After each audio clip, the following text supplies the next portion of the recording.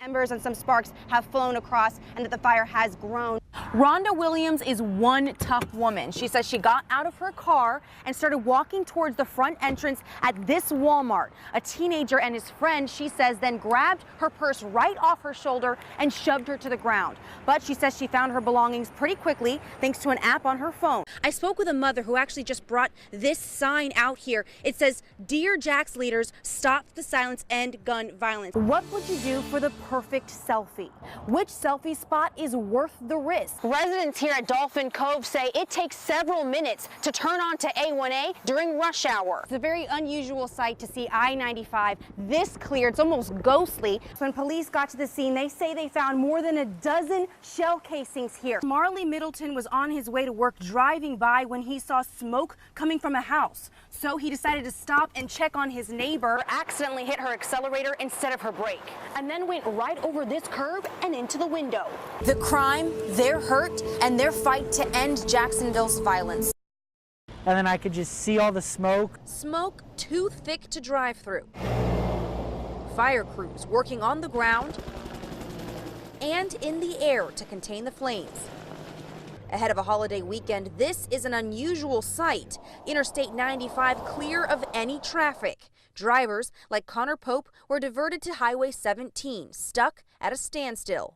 Took me from the River City Center exit to here, which is about 4 miles. Took me 3 hours. Operations Administrator with the Jacksonville, Florida Forest Service, Mike Work, says this wildfire is a tricky one, growing fast. The difficulties here are definitely the terrain, the marsh, the swamplands, and it's butting up against I-95. JFRD firefighters are having to contain the flames just inches away from the shoulder here on the northbound lanes of 95. The fire is expected to continue burning for at least a couple of more days. This fire will probably go on in smoke probably for the next 7 to 10 days until we get some significant rain. Drivers are hoping the interstate opens back up before morning rush hour. I hope the highway clears up, because if not, I'm gonna have to leave at like 1 o'clock in the morning to go to work. Now, the fire is currently about 30% contained. Fire crews say they'll be out there throughout the night, and JSO just told us that these closures could last the next 24 hours. Now, that really could put a damper on Memorial Day weekend plans. We're tired of turning on the news and seeing his face, turning on Netflix. There's a documentary. Lisa Little says she is fed up, and she wants nothing to do with the Sundance movie starring Zac Efron. Especially because they're using Zac Efron, who's, you know, so cute, so attractive. It was a gloomy, rainy day on February 9th, 1978 at Lake City Junior High, when Little says she waited for her best friend, like she always did, to walk to class together. And I waited for her. She didn't show up. She didn't show because she was snatched by Ted Bundy, later brutally raped and murdered. This is the road. The last place Kimberly was seen was right through the doors of her homeroom class. And it was the last time they saw her. 41 years later, Little says she remembers the day in April when Kimberly was found dead, like it was yesterday. That was the day before my 13th birthday, so that was quite traumatic. Friends shared these pictures of her. I could very easily see her as a teacher or a nurse, somebody that would help you. If we're going to talk about Bundy, I want to focus on the victims. Little says Kimberly's memory lives on, but she hopes Bundy's name is soon forgotten. Grape and Grain Exchange is not your ordinary bar right now. It's one of 82 miracle pop-up bars all around the world, and it's all for a good cause. Check it out. We got really obsessed with Christmas.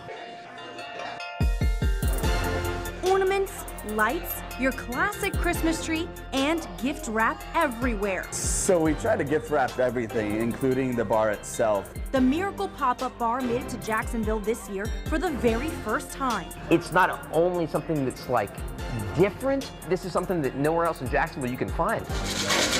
Plus, holiday drinks. How many drinks have you tried on this list?